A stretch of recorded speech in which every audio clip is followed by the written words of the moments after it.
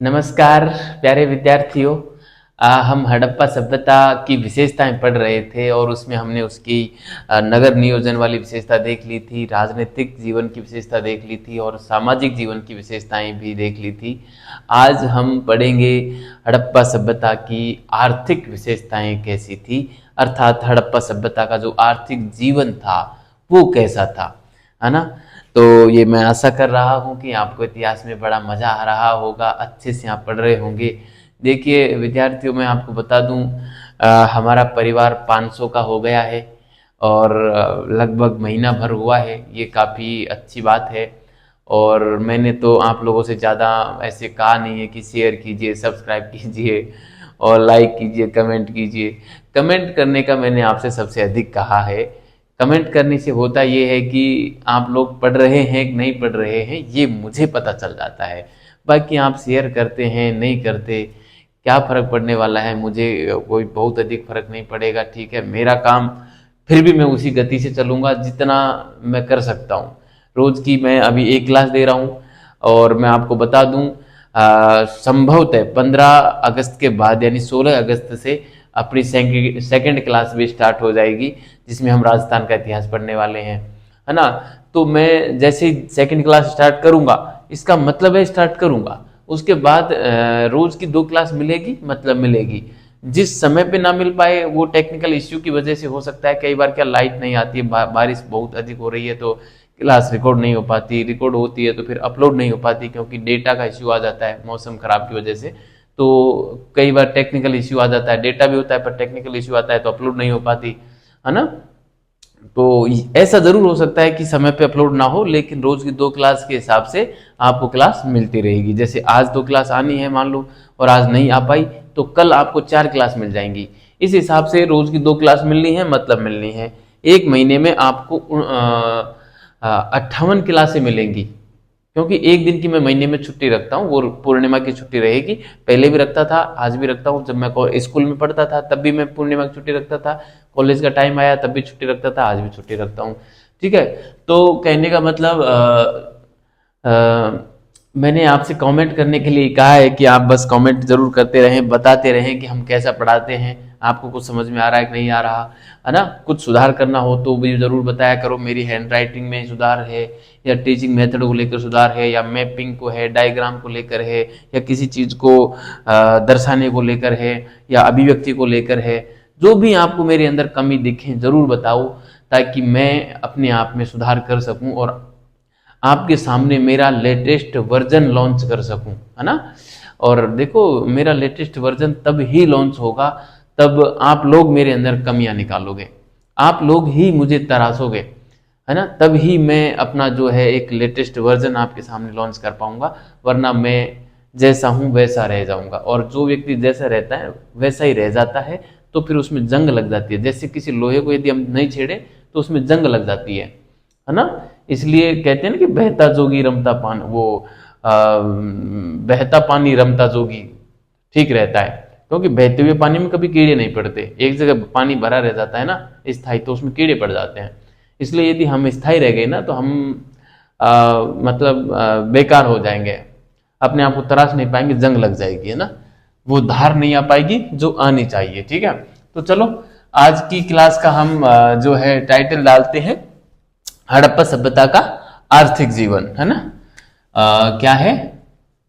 हड़प्पा सभ्यता का, हड़प्पा सभ्यता का आर्थिक जीवन, है ना, आर्थिक जीवन। तो प्यारे विद्यार्थियों, इसमें हम क्या क्या देखने वाले हैं हड़प्पा सभ्यता के आर्थिक जीवन में। सबसे पहले तो हम देख लेंगे कि कृषि देखना बेहद आवश्यक है, क्योंकि कृषि की ये काफी अच्छी स्थिति थी यहाँ पे कृषि की। ठीक है। इसके बाद हम देख सकते हैं इसमें विद्यार्थियों, वो देख सकते हैं पशुपालन, देख सकते हैं पशुपालन भी यहाँ का काफी अच्छी स्थिति में था, पशुपालन है। ठीक है। इसके बाद हम देख सकते हैं यहाँ पे व्यापार वाणिज्य देख सकते हैं। व्यापार वाणिज्य तो यहाँ का मुख्य था ही व्यापार वाणिज्य, है ना। व्यापार वाणिज्य प्रधान ये सभ्यता रही है, आपको पता होगा। और चौथा पॉइंट हम देख सकते हैं उद्योग के बारे में, है ना। उद्योग व शिल्प, है ना, उद्योग व शिल्प के बारे में देख सकते हैं। इस प्रकार से हम इस टॉपिक को 4 भागों में बांट के और तब पढ़ेंगे। कृषि व पशुपालन में शायद आज की क्लास हो जाएगी और अगली जो क्लास होगी उसमें व्यापार वाणिज्य 2 भागों पे बात करके और हम आर्थिक जीवन को 2 क्लासों में पूरा पढ़ लेंगे, ठीक है। तो विद्यार्थियों हम सीधे आते हैं कृषि पर। तो कृषि की बात करें तो विद्यार्थियों यहाँ पे ये लोग जो थे हड़प्पा वासी जो थे वो कृषि पर निर्भर थे और पशुपालन पर भी निर्भर थे, व्यापार वाणिज्य पर निर्भर थे। अर्थव्यवस्था जो थी ना इनकी अर्थव्यवस्था तो थी व्यापार वाणिज्य पर निर्भर, है ना। अर्थव्यवस्था तो व्यापार वाणिज्य पर निर्भर थी क्योंकि जो वित्त की जो व्यवस्था होती थी वो अधिकांशतः यहीं से होती थी। लेकिन इनका जो रोजगार का जो क्षेत्र था वो कृषि खूब था, है ना, कृषि था। कृषि से ये लोग अपनी जीविका अर्जित करते थे, है ना, इसलिए कृषि ये लोग करते थे। और यहाँ पे हमको 9 प्रकार की खेती किए जाने के प्रमाण मिले हैं, है ना। इसके अलावा बुआई करते थे हल के साक्ष्य मिले हैं। एक साथ 2-2 फसल भी ये बोते थे काले बंगा से, वो भी साक्ष्य हमको मिले हैं। इसके अलावा हम बात करें तो सिंचाई करते थे, सिंचाई के लिए वो है जो कुएं का भी उपयोग करते थे, नहरों का भी उपयोग करते थे, सुरतगोई से नहरें मिली हैं, है ना। इस प्रकार से जो है और बात करें हम तालाब भी मिला है हमको धोलावीरा से, है ना। तो कुएं के साक्ष्य अल्लादीनों से मिले हैं, है ना। खूब सारा अनाज ये उपजाते थे, तो अन्नागार भी हमको मिले हैं। सबसे जो विशाल स्मारक मिला है हड़प्पा सभ्यता का वो भी हमको अन्नागार के रूप में देखने को मिला है, जो कि मोहनजोदड़ो से मिला है, आपको पता ही होगा, है ना। तो काफी अच्छी स्थिति में यहाँ पे हम कृषि को कह सकते हैं, ठीक है। तो कृषि में क्या क्या बातें थी उन प्रमुख बातों को हम यहाँ पे लिखते हैं और फिर हम आ जाएंगे पशुपालन पर। इस प्रकार से एक एक टॉपिक को पूरा करेंगे, ठीक है विद्यार्थियों। तो कृषि में हम बात करें तो हम देखिए क्या लिख सकते हैं कृषि पर। कृषि, है ना, आप अलग से हेडिंग जमा के और वहां पे 1 नंबर पे कृषि डाल के और फिर लिखना, है ना। मैं तो बोर्ड पे ऐसे लिख रहा हूं, ठीक है। कृषि में लिखेंगे हम कि हड़प्पा हड़प्पा वासियों के जीवन निर्वाह का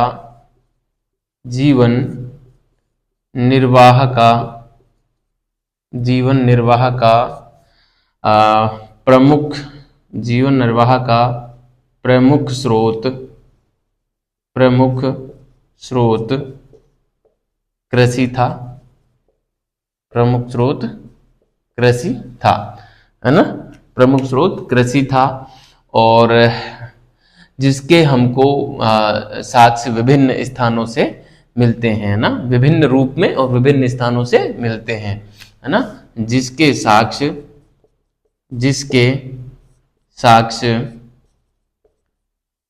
हमें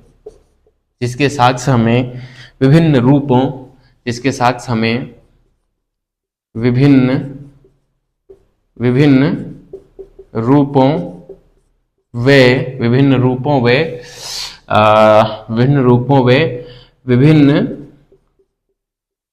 विभिन्न प्रकार से मिलते हैं, है ना। विभिन्न रूपों में विभिन्न प्रकार से मिलते हैं, है ना। तो अब देखिए प्यारे विद्यार्थियों किस किस प्रकार से मिलते हैं और उनमें हम क्या क्या बिंदु पढ़ सकते हैं कृषि में। तो सबसे पहले हम देखें कि देखो खेती होती थी तो आखिर खेती की शुरुआत होती है बुआई से, जुताई से, है ना। तो जुताई से है जो खेती की शुरुआत होती है। तो सबसे पहले हम बात करें कि ये लोग आखिर जुताई किस चीज से करते थे। तो 1 नंबर में मैं डाल के यहाँ पे जुताई लिखते हैं। आखिर ये जुताई किस चीज से करते थे। तो विद्यार्थियों यहाँ पे हम बात करें तो लकड़ी के फाल हुआ करते थे, फाल या फावड़ा भी इसको बोल सकते हैं, है ना। लकड़ी का फाल या फावड़ा होता था, हल होता था, उससे ये लोग जुताई करते थे। किसी भी प्रकार के धातु के हल के बारे में जानकारी नहीं मिलती, आप धातु के हल के साक्ष्य हमें वहां से नहीं मिले हैं। फावड़े भी जो मिले हैं ना, जो मिले हैं हल, वो मिट्टी के रूप में ही मिले हैं, लकड़ी के भी नहीं मिले।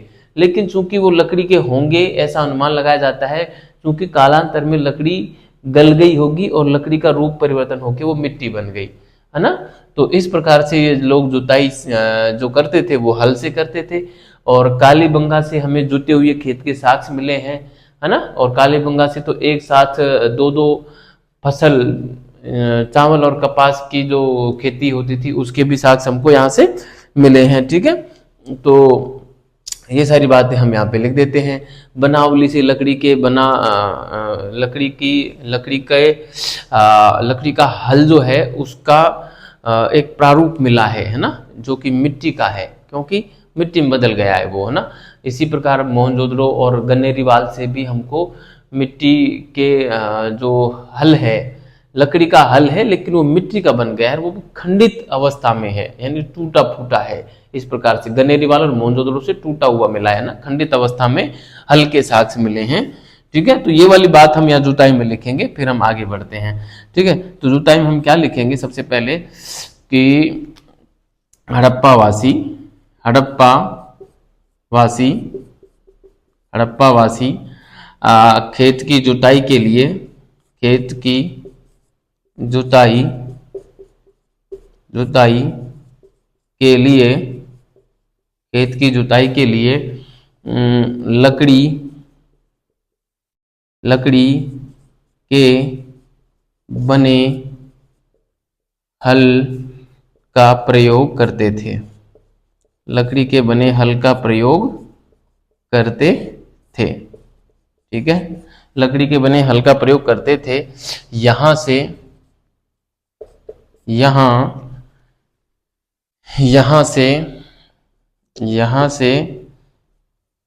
किसी भी प्रकार के, धातु के हल के साक्ष्य नहीं मिले। धातु के बने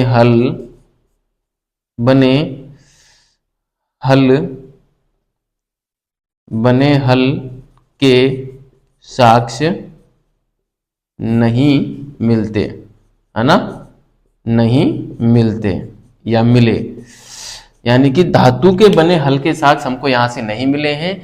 जितने भी साक्ष्य मिले हैं वो मिट्टी के ही मिले हैं और मिट्टी में बदल गए हैं। ऐसा माना जाता है कि वो लकड़ी के थे और लकड़ी गल गई तो गल कर वो मिट्टी बन गए, ठीक है।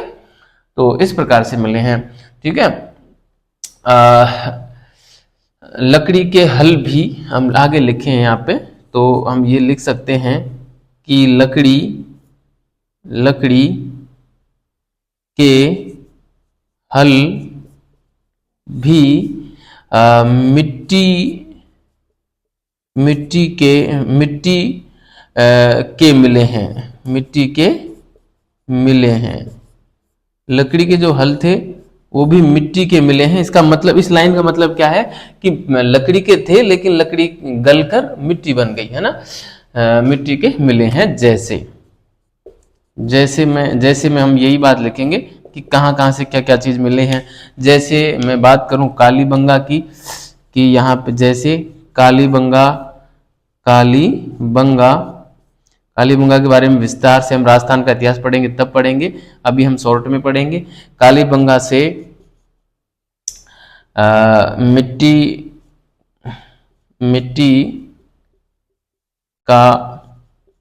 मिट्टी के हल का साक्ष्य मिला है, मिट्टी के हल का साक्ष्य मिला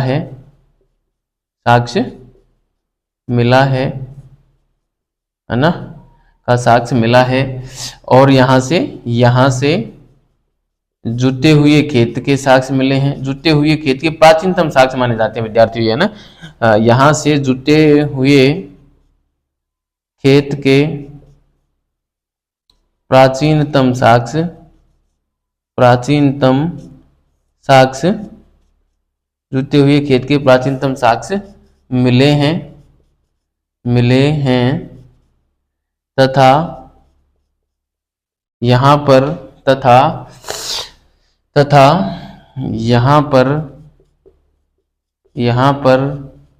एक साथ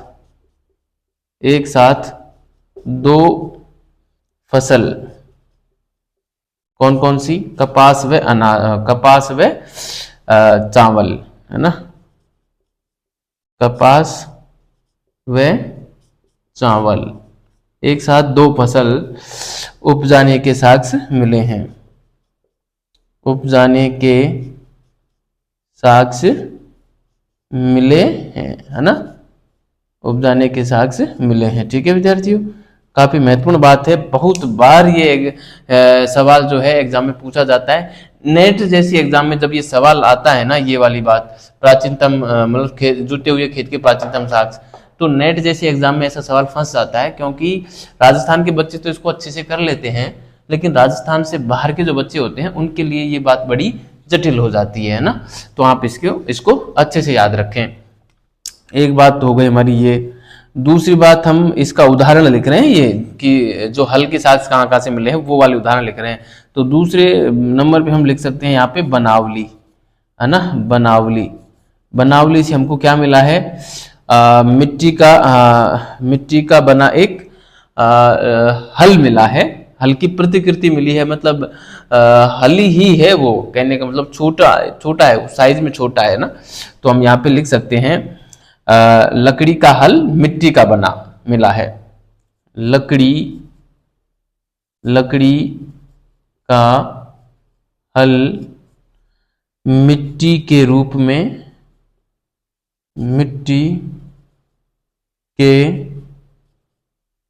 में उसकी आकृति, या हम लिख सकते हैं कि उसकी प्रतिकृति के रूप में मिला है, या खिलौना के रूप में मिला है ना। लकड़ी का हल मिट्टी के रूप में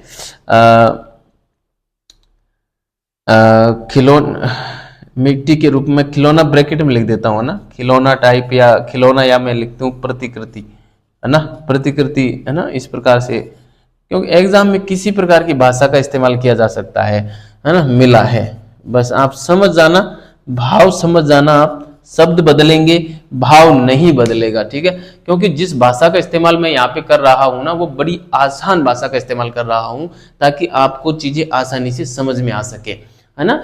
लेकिन क्या ना कि एग्जामिनर जो होता है ना, वो वहां पे अपने नोट्सों को तो पढ़ के वो सवाल बनाएगा नहीं, वो सवाल पता नहीं कौन सी पुस्तक पढ़ के बनाएगा, तो वहां की जो भाषा होगी वो बड़ी अलग होगी, है ना। इसलिए आप भाषा को समझ पाए, ये एक बड़ी बात होती है ना। भाषा को समझने के लिए हमें क्या करना पड़ता है? पेपरों का अध्ययन करना पड़ता है, पेपरों का गहन अध्ययन करें, और उसके बाद ये तथ्य को, इन जो कंसेप्ट और तथ्य को पढ़ लेंगे तो आपका काम आसानी से हो जाएगा। ठीक है, क्योंकि सवाल यहीं से आएगा, भाषा बदल सकती है प्रश्न की, शब्द बदल सकते हैं, भाव नहीं बदलेंगे। ठीक है, सॉरी। इसके अलावा एक तीसरा पॉइंट और हम लिख दें यहाँ पे, गनेरीवाल व मोहनजोदड़ो, गनेरीवाल व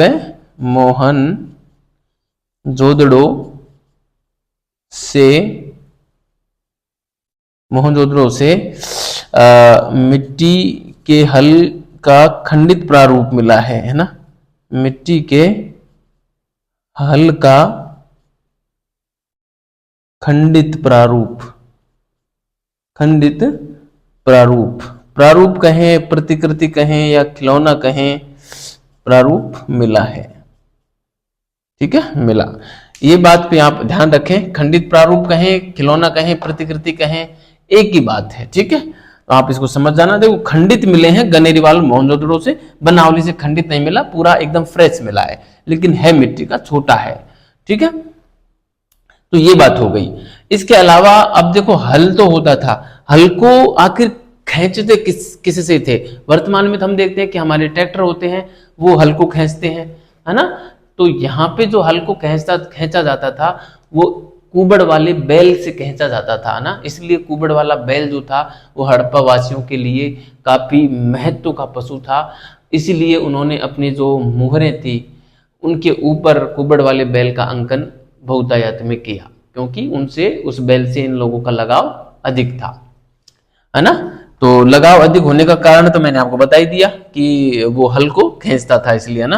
तो मैं यहाँ पे एक बात और लिखना चाहूंगा कि हल को खींचने के लिए, हल को खींचने के लिए, खींचने या खींचने, है ना, खींचने या चलाने, खींचने या चलाने, क्या पता कौन सा शब्द इस्तेमाल करेंगे वो लोग।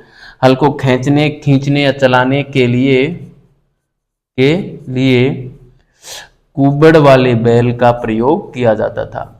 कुबड़ वाले बैल या सांड, है ना, का प्रयोग किया जाता था, किया जाता था। ठीक है,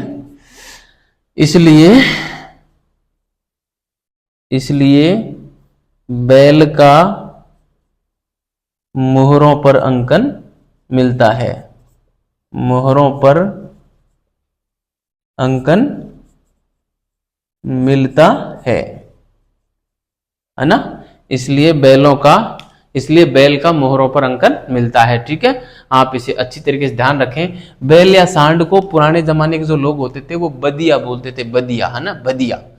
हमारे जो दादाजी हैं उन्होंने रखी हैं, वो बैलों को चलाते थे तो वो बदिया बोलते थे, बदिया, है ना, क्या बोलते थे, बदिया बोलते थे, है ना। ये सांड या बैल जो है इसको बदिया बोलते थे, बदिया। मैं आप वैसे तो आप सभी को पता होगा बदिया बोला जाता था। आजकल तो ये शब्द प्रचलन में नहीं है, पुस्तकों में भी नहीं मिलता, क्षेत्रीय शब्द है ना। तो ये बात हो गई हमारी जुताई की, है ना, जुताई वाली बात हो गई। ठीक है, तो जुताई हमने पढ़ ली। अब हम आते हैं, देखो जुताई कर दी तो बुआई, आखिर कौन कौन सी फसलों की बुआई की जाती थी वो हम देखते हैं। मैं इसको मिटा देता हूं, आप इसको अच्छे से उतारिए, अगले बिंदु पे आते हैं। ठीक है विद्यार्थियों, तो एक पॉइंट हमने देख लिया कृषि में, दूसरा पॉइंट हम कृषि में ही देखेंगे। अभी कृषि चल रहा है विद्यार्थी हमारा, कृषि में हम दूसरा पॉइंट देखेंगे कि आखिर बुआई किस फसल की जाती थी, है ना। तो यहां से साथियों 9 प्रकार की जो है फसल के साक्ष्य अब तक हमें मिल चुके हैं। कितने प्रकार की? 9 प्रकार की, है ना। तो दूसरा पॉइंट हम देखें यहाँ पे, तो दूसरा पॉइंट हो जाएगा हमारा बुआई वाला। आखिर बुआई किस प्रकार से की जाती थी? तो बुआई में हम देखें तो यहाँ पे खरीफ और रबी दोनों प्रकार की फसल बोई जाती थी, है ना। खरीफ और रबी दोनों प्रकार की फसल बोई जाती थी, और यहाँ से अब तक हमें कुल 9 प्रकार की फसलों के साथ मिल चुके हैं, है ना। तो ये बात हम यहाँ पे लिख देते हैं कि यहाँ पर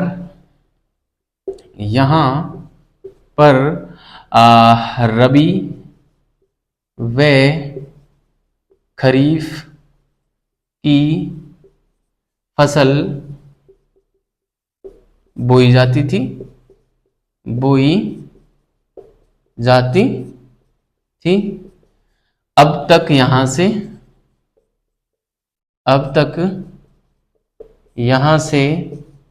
9 प्रकार की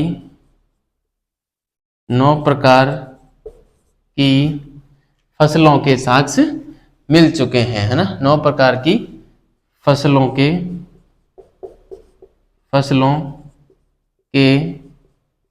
साक्ष्य मिल चुके हैं, है ना। 9 प्रकार की फसलों के साक्ष्य मिल चुके हैं, जिनमें से प्रमुख निम्नलिखित हैं, है ना। जिनमें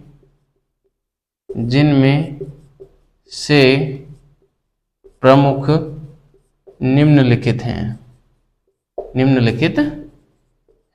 ठीक है विद्यार्थियों, जिनमें से प्रमुख निम्नलिखित हैं। तो देखिए प्रमुख फसलें कौन कौन सी हैं जो हमें यहाँ से मिली हैं, जिसमें सबसे पहले हम नाम डालें गेहूं का, है ना। गेहूं का नाम डालना चाहेंगे क्योंकि गेहूं बड़ी महत्वपूर्ण फसल थी, खाद्यान्न फसल थी। तो हम बात करें गेहूं की, तो ये रबी की फसल होती है, ये लिखने की आवश्यकता नहीं है। गेहूं की 3 किस्में हमको यहाँ से मिली हैं, है ना। यहाँ से गेहूं की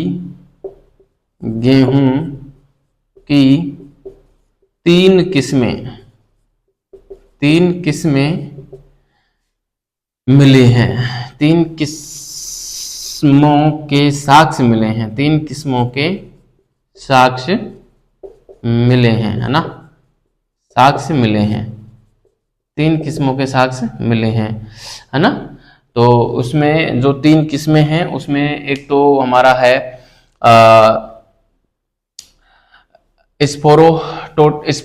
स्फेरोकोकम है, एक तो, है ना, स्फेरोकोकम।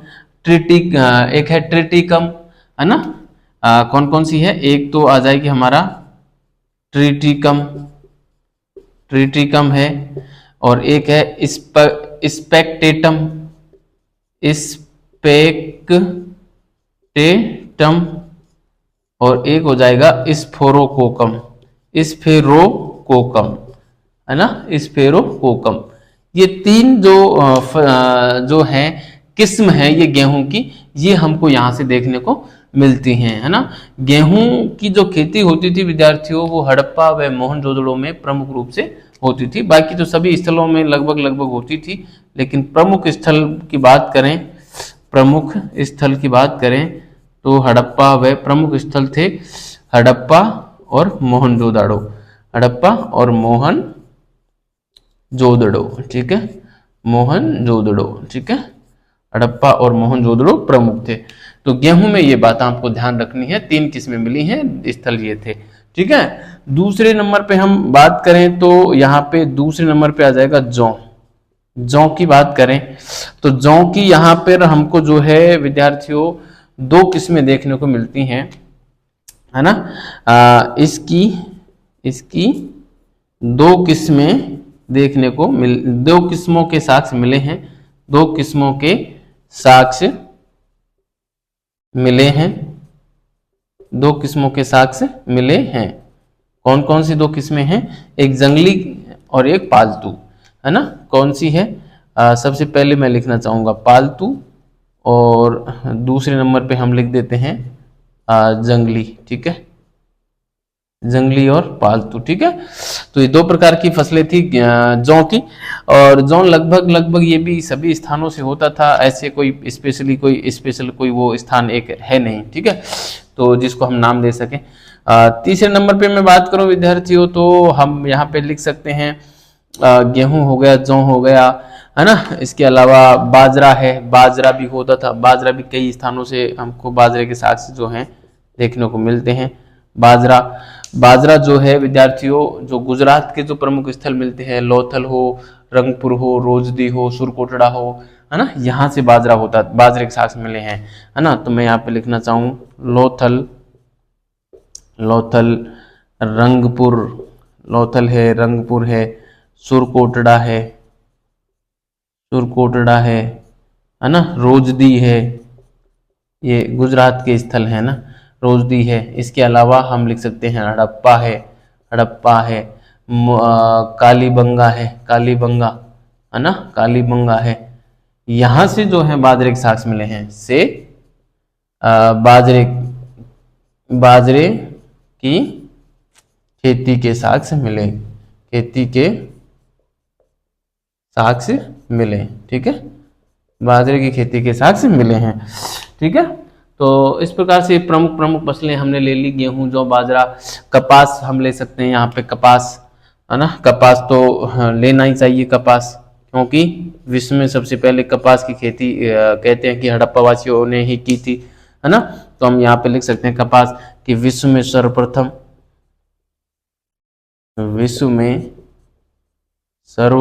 ये बात महत्वपूर्ण है विद्यार्थियों, इसको मोस्ट लगा के ध्यान रखना कपास को। विश्व में सर्वप्रथम कपास यहीं उपजाया गया,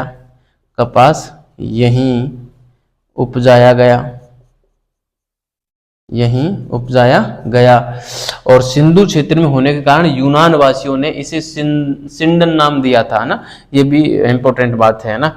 तो यहाँ पे मैं लिखना चाहूंगा कि सिंधु क्षेत्र में, सिंधु नदी का क्षेत्र ना, सिंधु क्षेत्र में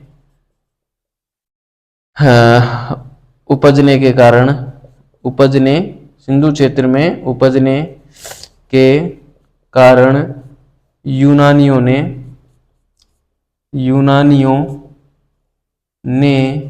कपास को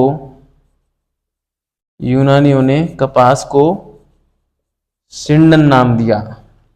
यूनानियों ने कपास को क्या नाम दिया? सिंडन नाम दिया। ये शब्द को आप बड़े अच्छे से ध्यान रखना, कई बार ये शब्द भी पूछ लेते हैं कि क्या नाम दिया था, तो सिंडन नाम दिया। किसने दिया था ये भी पूछ लेते हैं, इसलिए उसको भी ध्यान रखें कि ये यूनानियों ने नाम दिया था। ये वाला नाम ध्यान रखें, किसको दिया था? कपास को दिया था। क्यों दिया था? सिंधु क्षेत्र में होने के दिए थे। ये क्यों दिया था तकार, ये सवाल तो इंटरव्यू का है ना। ऑब्जेक्टिव एग्जाम में तो ये नाम पूछ सकते हैं, किसने दिया था इसको पूछ सकते हैं, और किसको दिया था, कपास को दिया था, ये पूछ सकते हैं। कपास की खेती सर्वप्रथम कहाँ हुई? हड़प्पा सभ्यता में हुई, ये पूछ सकते हैं। ठीक है, तो ये बात हो गई।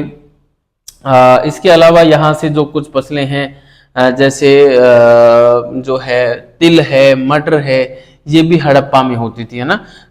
अन्य में मैं 5 नंबर पे मैं डालूं तो यहाँ पे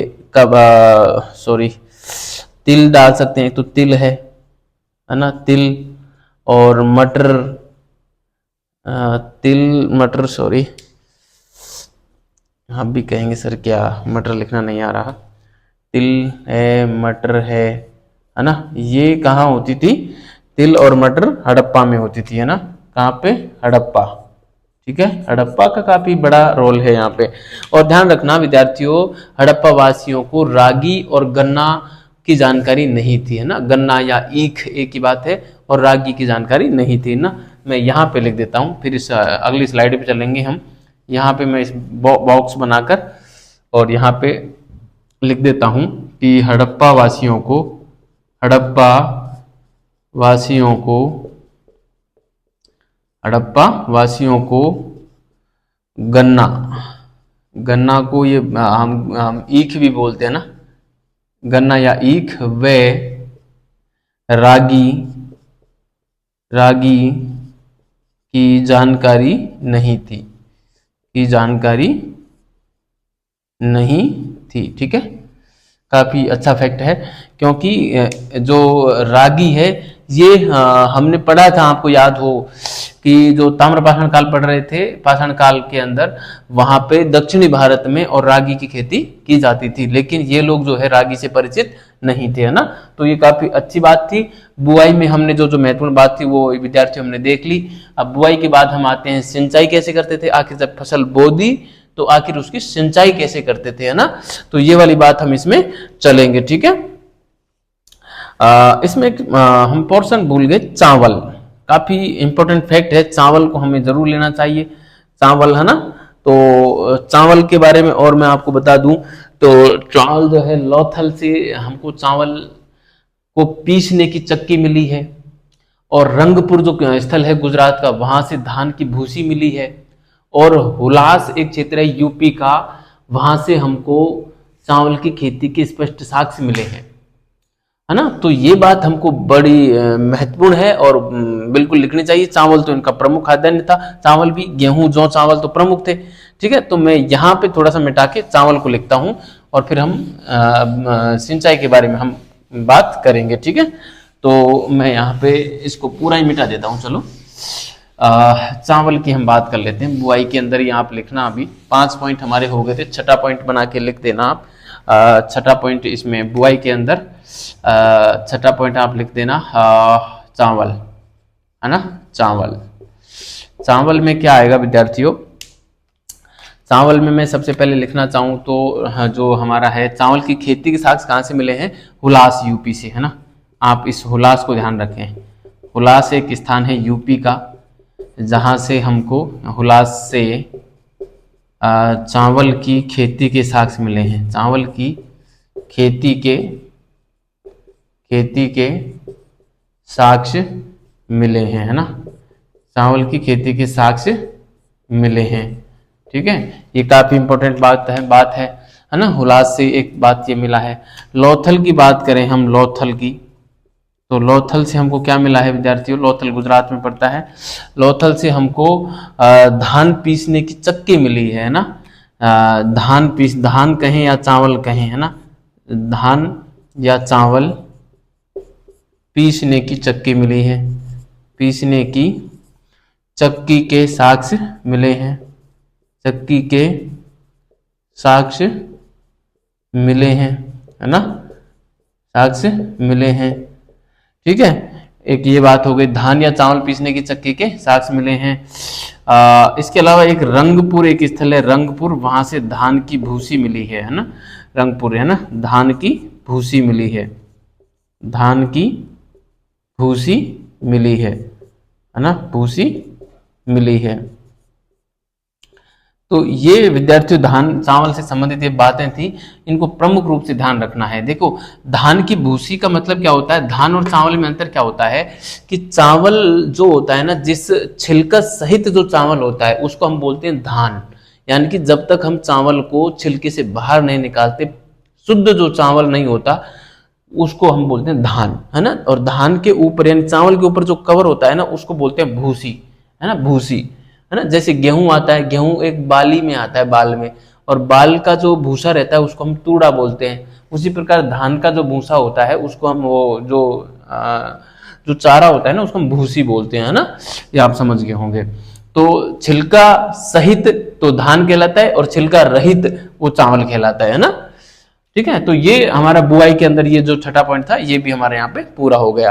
अब हम इस जो कृषि के अंतर्गत जो दूसरा पॉइंट था बुआई वो पूरा हो गया। कृषि के अंतर्गत अब तीसरा पॉइंट चलेगा सिंचाई। ठीक है, तो तीसरा पॉइंट आप डालें सिंचाई का। आखिर वो सिंचाई किस किन चीजों से करते थे। ठीक है विद्यार्थियों, सिंचाई का उनका कैसा मामला रहता था। ठीक है, तो सिंचाई की बात करें तीसरे पॉइंट के रूप में विद्यार्थी हम सिंचाई करेंगे। तीसरा पॉइंट सिंचाई का। ठीक है, तो सिंचाई जो है यहाँ पे दो प्रकार से होती थी, कृत्रिम और प्राकृतिक, है ना। तो हम लिखेंगे यहाँ पे दो प्रकार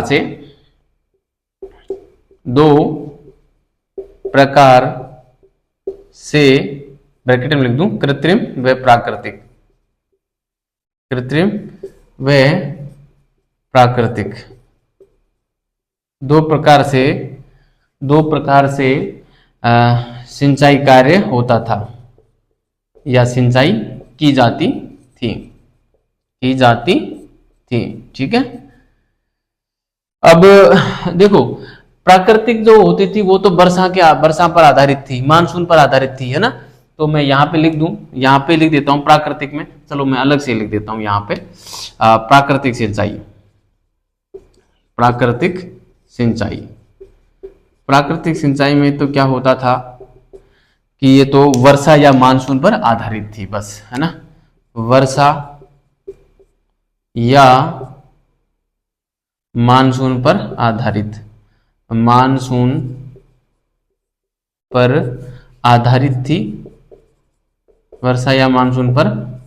थी। व खरीफ की फसल इसमें बोई जाती थी। खरीफ की फसल की सिंचाई की जाती थी, है ना। खरीफ की फसल की सिंचाई होती थी, क्योंकि खरीफ की फसल की सिंचाई होती है प्राकृतिक साधन, प्राकृतिक वर्षा से। तो क्योंकि सर्दियों के दिनों में रबी की फसल बोई जाती है और सर्दियों में इतनी बारिश होती नहीं है ना। दूसरी प्रकार की आ जाएगी कृत्रिम सिंचाई। अब विद्यार्थियों कृत्रिम सिंचाई में हम बात करें तो कृत्रिम सिंचाई कई प्रकार से होती थी, है ना। कृत्रिम सिंचाई में हम सबसे पहले एक नंबर पे बात कर सकते हैं बांध के रूप में कृत्रिम सिंचाई हो सकती है, बांध से हो सकती है ना। अब बांध से कृत्रिम सिंचाई कैसे होती है, देखो बांध हमको बलूचिस्तान से मिले हैं, बांध की साक्ष्य, है ना। तो बांध से वो है जो सिंचाई करते थे। इसके अलावा नहरों के साक्ष्य मिले हैं, जो नहर है वो सोरतुगुई अफगानिस्तान से नहरों के साक्ष्य मिले हैं, तो वैसे वहां से होती थी, है ना, सिंचाई होती थी। इसके अलावा हमको जो है तालाब या जलकुंड की बात करें तो तालाब और जलकुंड के साक्ष्य जो हमको मिले हैं वो हमें धोलावीरा से मिले हैं, है ना। इसके अलावा जो है कुएं के साक्ष्य मिले हैं, अल्लाहदीनों से कुएं के साक्ष्य मिले हैं, है ना। तो इस प्रकार से यहाँ से जो है कृत्रिम सिंचाई के भी कई साधन थे। ठीक है, हाँ सॉरी। बांध की बात करें, देखो बांध कहाँ से मिला है, बलूचिस्तान से मिला है बांध। बांध जो मिला है बलूचिस्तान से, बांध के साक्ष्य मिले हैं बलूचिस्तान से। ठीक है, ऐसे हम बात करें हैं दूसरे नंबर पे तो हम बात कर सकते हैं नहरों की। नहर के साक्ष्य कहाँ से मिले हैं, तो नहर के साक्ष्य मिले हैं सोरतुगुई से। सोरतुगई कहाँ पड़ता है, अफगानिस्तान में पड़ता है ना। अफगानिस्तान में पड़ता है, और बलूचिस्तान पाकिस्तान में पड़ता है। ये हम लिखने की आवश्यकता नहीं है, लिख चुके हैं पहले ही। और हम बात करें जो है तीसरे नंबर पे वो कर सकते हैं जलकुंड व तालाब की, है ना। जलकुंड कहें या तालाब कहें, है ना, तालाब। ये कहाँ से मिला है? धोलावीरा से मिला है ना। ये धोलावीरा को काफी इंपॉर्टेंट है, धोलावीरा अच्छे से याद रखना धोलावीरा को। धोलावीरा की जो जो विशेषताएं हैं उनको आप विशेष रूप से याद रखनी है, ठीक है। अभी हम करवाएंगे धोलावीरा। इसके अलावा हम चौथे पॉइंट पे जा सकते हैं विद्यार्थियों। बांध हो गए, नहर, जलकुंड, तालाब हो गए, है ना। इसके अलावा हम बात करें कुएं के जो साक्ष्य मिले हैं वो हमको मिले हैं अल्लादीनों से, है ना। अल्लादीनों से कहाँ से मिले हैं कुएं के साक्ष्य? अल्लादीनों से मिले हैं, अल्लादीनों से साक्ष्य मिले हैं, ठीक है। अब देखो, कुएं से जो पानी बाहर निकाला जाता था वो डेकली के माध्यम से निकाला जाता था। डेकली या जिसको हम साइफ भी बोलते हैं, साइफ, है ना। तो ये बात हम यहाँ पे लिखेंगे कि पानी बाहर कुएं से पानी बाहर निकालने हेतु, कुएं से पानी बाहर निकालने हेतु डेकली या साइफ का प्रयोग किया जाता था। डेकली या साइफ का प्रयोग किया जाता था। डेकली या साइफ का प्रयोग किया जाता था, ठीक है। तो इसको आप थोड़ा सा याद रखना, कई बार संभवतः पूछ लें। ऐसा फैक्ट चांसेस तो कम रहते हैं, लेकिन फिर भी क्या पता, क्योंकि हम कब महत्वपूर्ण समझते हैं, जब प्रश्न एग्जाम में आ जाता है ना, तब हम उसे महत्वपूर्ण मानते हैं कि ये सवाल महत्वपूर्ण हो गया। उससे पहले हम सामान्य मान के चलते हैं, तो क्या पता ये पूछ ले, है ना। तो इस प्रकार से जो है सिंचाई वाली बात हमारी यहाँ पे पूरी हो जाती है, ठीक है। सिंचाई हो गई, सब कुछ हमने कब कर लिया, फसल तैयार हो गई। तो फसल तैयार हो गई तो फसलों को रखेंगे कहाँ? तो हम एक पॉइंट पढ़ते हैं, संग्रहण। तो यहाँ पे संग्रहण ये अनाज का करते थे, और यहाँ से बड़े बड़े अन्नागार हमको मिले हैं, जिसमें से मोहनजोदड़ो का अन्नागार जो है वो सबसे विशाल है। तो एक पॉइंट और हम कर लेते हैं, फिर हमारा कृषि वाला जो बिंदु है पूरा हो जाएगा, है ना। तो चौथा बिंदु के रूप में मैं यहाँ पे डाल दूं संग्रहण, है ना, संग्रहण। तो साथियों संग्रहण में क्या आएगा? संग्रहण में मैं लिख दूं यहाँ पे कि अनाज का संग्रहण करने हेतु, अनाज का संग्रहण करने हेतु, अनाज का संग्रहण करने हेतु बड़े बड़े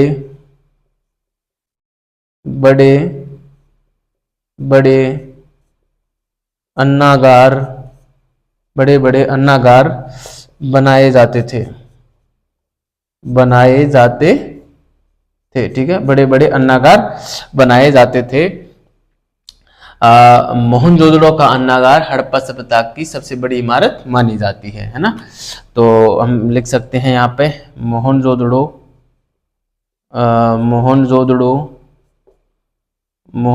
का अन्नागार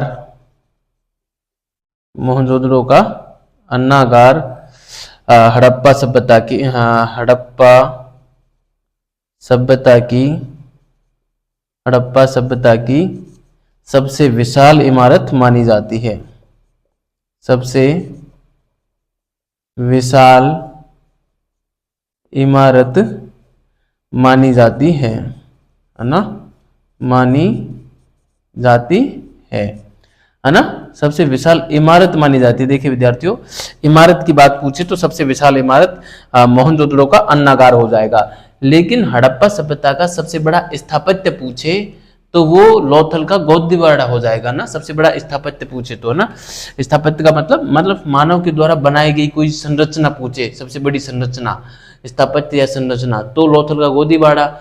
लेकिन स्मारक पूछे, भवन पूछे, सबसे बड़ा भवन, तो फिर अन्नागार हो जाएगा। ये ध्यान रखना। मैं यहाँ पे नोट डाल के एक बात लिख देता हूँ, वो है कि हड़प्पा हड़प्पा सभ्यता का सबसे बड़ा स्थापत्य आर्किटेक्चर है ना, आर्किटेक्चर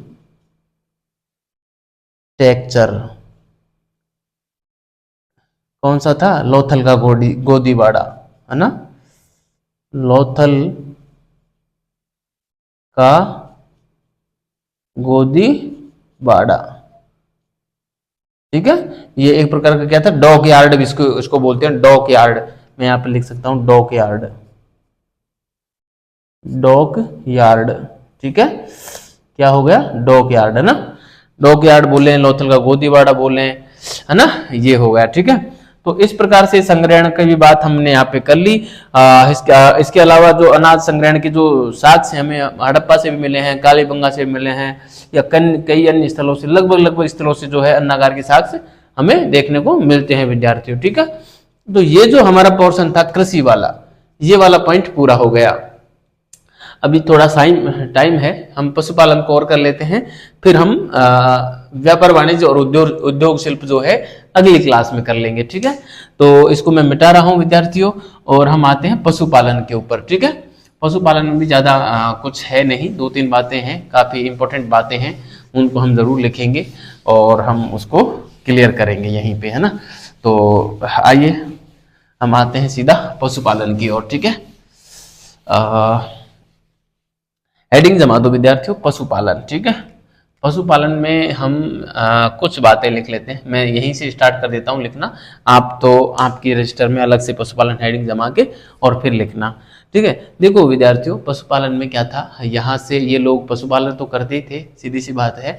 और पशुपालन के प्रमुख केंद्रों के रूप में हमको एक तो जो है शिकारपुरा क्षेत्र है गुजरात का, और एक नेसदी स्थल है पाकिस्तान में पड़ता है वर्तमान में, ये प्रमुख स्थल थे, है ना। और यहाँ से कई विभिन्न प्रकार के जो हैं पशुओं के साक्ष्य हमको मिलते हैं जो कि पालतू पशु थे, तो उनके बारे में हम थोड़ा सा जान लेते हैं।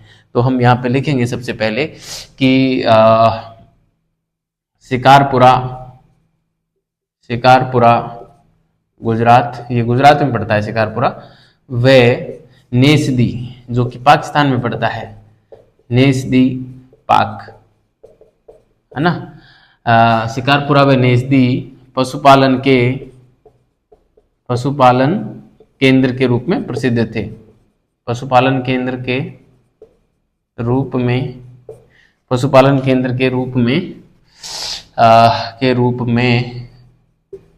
प्रसिद्ध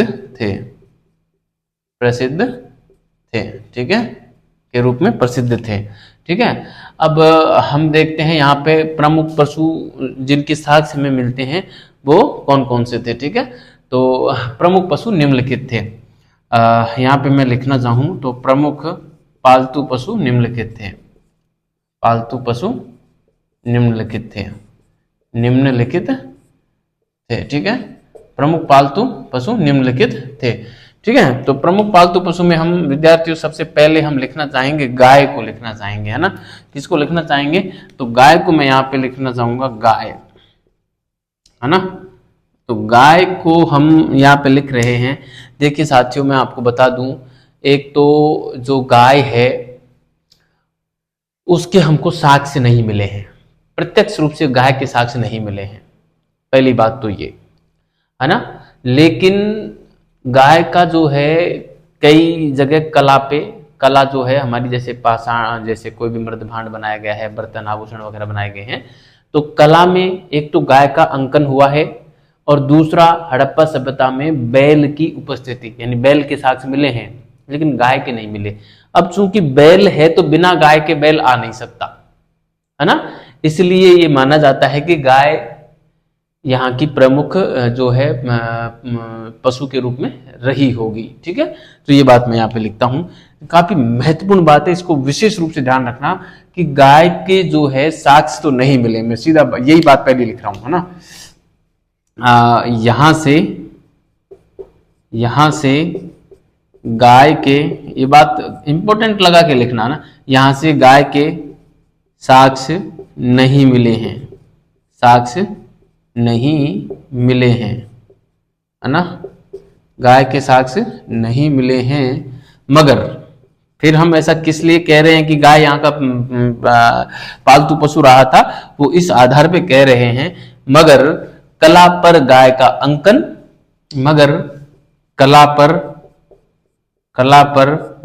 गाय का अंकन, कला पर गाय का अंकन व कला पर गाय का अंकन व बैल की उपस्थिति, बैल की उपस्थिति, बैल की उपस्थिति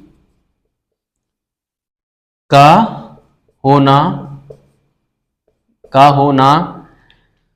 हड़प्पा वासियों का गाय से परिचय होना दर्शाता है ना, का होना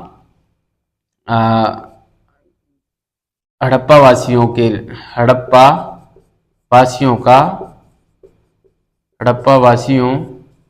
का गाय से परिचित होना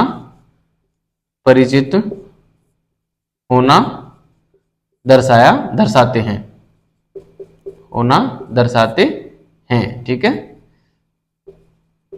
मतलब बैल है तो सीधी सी बात है, बैल कहां से आएगा, बिना गाय के बैल हो नहीं सकता, है ना, बिना गाय के बैल हो नहीं सकता। और फिर कला पर अंकन मिला है, गाय का चित्र बनाया गया है ना, इसलिए भी हम कह सकते हैं, ठीक है।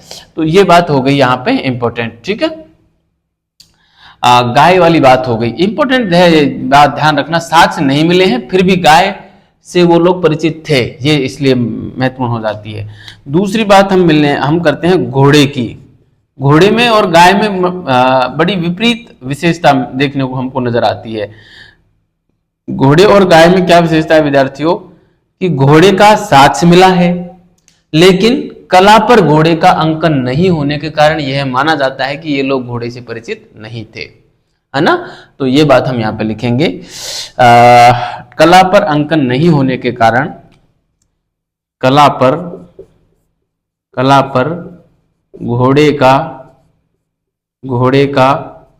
अंकन नहीं होने के कारण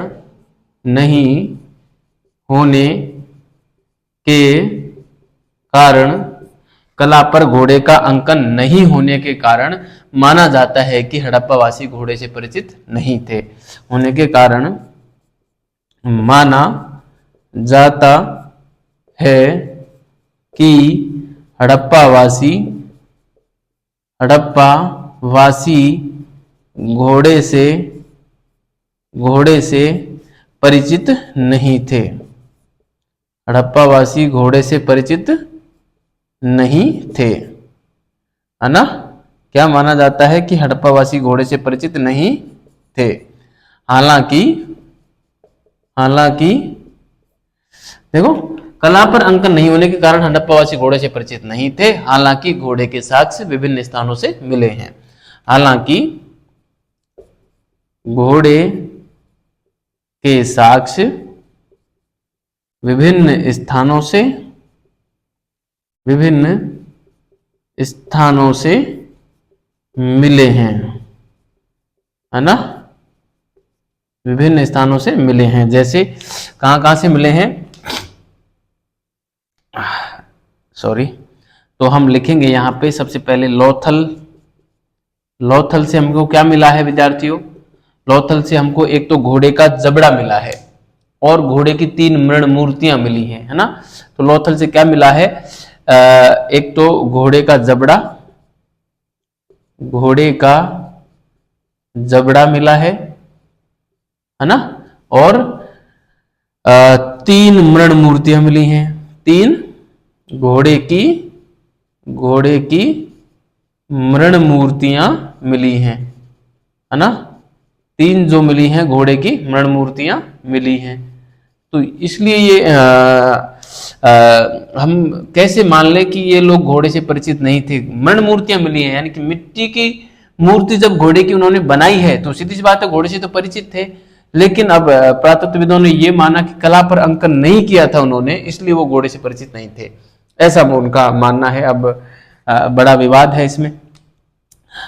ये शोध का विषय है विद्यार्थियों, कभी पीएचडी करो तो शोध करना यहाँ पे, है ना। दूसरा हम मान लें यहाँ से, देखो लोथल हो गया। राणा घुंडई, राणा घुंडई से तो घोड़े का दांत मिला है, राणा घुंडई, है ना। राणा घुंडई से क्या मिला है, घोड़े का दांत मिला है, घोड़े का दांत जो है वो मिला है, घोड़े का दांत मिला है राणा घुंडई से, है ना। और इसके अलावा हम बात करें सुरकोटड़ा की, सुरकोटड़ा, सुरकोटड़ा से हमको क्या मिला है, सुरकोटड़ा से जो है हमको घोड़े का कंकाल मिला है ना। घोड़े का कंकाल मिला है, घोड़े का कंकाल मिला है, सुरकोटड़ा से घोड़े का कंकाल मिला है। इसके अलावा घोड़े की बात, मोहनजोदड़ो की बात करें तो घोड़े का एक जो मण मूर्ति है मोहनजोदड़ो से भी मिली है ना। तो मोहनजोदड़ो से क्या मिली है, मृण मूर्ति मिली है, घोड़े की एक मृण मूर्ति, है ना। घोड़े की एक मृण मूर्ति मिली है ना, मृण मूर्ति मिली। तो इस प्रकार से विद्यार्थियों ये बात घोड़े के संबंध में जो प्रमुख बातें थी वो मैंने यहाँ पे लिख डाली। गाय और घोड़ा ये बड़े ही महत्वपूर्ण पशु थे, इनको आप अच्छे से याद रखें। इसके अलावा तो यहाँ पे ज़्यादा कुछ है नहीं, मैं इस थोड़ी सी जगह में लिख देता हूँ यहाँ पे अगले पॉइंट के रूप में। 2 पॉइंट हमने पढ़ लिए, तीसरा पॉइंट हम यहाँ पे देखना चाहें तो तीसरे बिंदु के रूप में हम यहाँ पे लिख सकते हैं, एक तो ऊंट लिख सकते हैं। ऊंट का एक बार पूछा गया सवाल था, ऊंट तीसरे नंबर पे आप लिखें ऊंट। ऊंट के जो साक्ष्य मिले हैं हमको विद्यार्थियों वो मिले हैं, एक तो कालीबंगा से मिले हैं, एक हमको लोथल से और एक हड़प्पा से मिले हैं, है ना। ऊंट के साक्ष्य हमको कहाँ से मिले हैं, कालीबंगा याद रखें, कालीबंगा याद रखें, है ना, कालीबंगा। एक लोथल याद रखें, लोथल, कालीबंगा, लोथल व हड़प्पा, यहां से जो है ऊंट के साक्ष्य हमको मिलते हैं। बस इतना सही है, इसमें ज्यादा कुछ है नहीं। इसके अलावा हम चौथे पॉइंट के रूप में लिख सकते हैं हाथी को, हाथी, ठीक है। मुंह के छाले दर्द करने लग गए बोलते बोलते, ठीक है। हाथी की बात करें तो हाथी जो है हमको हड़प्पा और लोथल से जो है हाथी की जानकारी मिलती है, ठीक है। हाथी, हड़प्पा और लोथल दोनों ध्यान रखना। तो यहाँ पे लिख सकते हैं हड़प्पा व लोथल, लोथल गुजरात वाला से हाथी के साक्ष्य मिले हैं, से हाथी के साक्ष्य मिले, है ना, ठीक है। हड़प्पा व लोथल से हाथी के साक्ष्य मिले हैं और ऐसा माना जाता है कि जो गुजरात वाला क्षेत्र था लोथल वाला, यहाँ पर हाथी पाले जाते थे, है ना। तो आप लिख लेना, कोई खासा महत्वपूर्ण है नहीं। लोथल हमने लिख दिया तो उस हिसाब से हो जाएगा, ठीक है। तो ये प्रमुख बातें जो थी, एक एक सींग वाला गेंडा आमरी पाकिस्तान में, आमरी जो स्थल है वहां से एक सींग वाले गेंडे के साक्ष्य मिले हैं, है ना, जिसको हम राइनो बोलते हैं, राइनो। 5वें पॉइंट पे हम लिखेंगे, यहाँ पे लिखेंगे राइनो, राइनो, है ना, क्या लिखेंगे, राइनो लिखेंगे हम, राइनो, या इसको बोलते हैं एक सींग वाला गेंडा, एक सींग वाला गेंडा, एक सींग वाला गेंडा, ठीक है। ये कहाँ से मिला है, आमरी पाकिस्तान से, आमरी, ये कहाँ पड़ता है, आमरी पाक में पड़ता है, ठीक है। राइनो को आप अच्छे से याद रखें, राइनो, ठीक है। तो जो आप फिल्म देखोगे ना, मोहनजोदड़ो एक फिल्म भी बनाई थी, उसको आप जरूर देखना, ऋतिक रोशन ने उसने काफी अच्छा रोल किया था, अच्छी फिल्म है। तो उसमें आपको पता चलेगा कि राइनो कैसा होता था, एक सींग वाला गेंडा कैसा होता था। बताया तो यही जाता है कि इसमें 2 सींग होते थे, लेकिन इसका जो फोटो लिया गया वो ऐसे एक साइड से लिया गया, जैसे मान लो 2 हैं, इसको यदि इसके यहाँ से यदि आप फोटो लोगे तो आपको एक ही मतलब दूसरा सींग नहीं दिखेगा, एक सींग के छाया में दूसरा सींग पड़ जाता है, तो इसलिए वो दिखता नहीं है, वरना सींग तो शायद इसके 2 ही थे, है ना। तो आप राइनो को जरूर ध्यान रखना, एक सींग वाला गेंडा होता था और आमरी से ये इसके साक्ष्य मिले हैं, ठीक है। तो ये पशुपालन हमारा यहाँ पे पूरा हो जाता है विद्यार्थियों, ठीक है। पशुपालन में इतना ही है। अब व्यापार वाणिज्य और उद्योग शिल्प की जो क्लास होगी वो हमारी कल होगी। अगली क्लास में हम देखेंगे। वैसे भी ये काफ़ी बड़ा हो गया है, थोड़ा मुंह में भी दर्द होने लगा है बोलते बोलते, तो ठीक है। बहुत बहुत धन्यवाद विद्यार्थियों, अच्छे रहिए, मस्त रहिए और पढ़ते रहिए।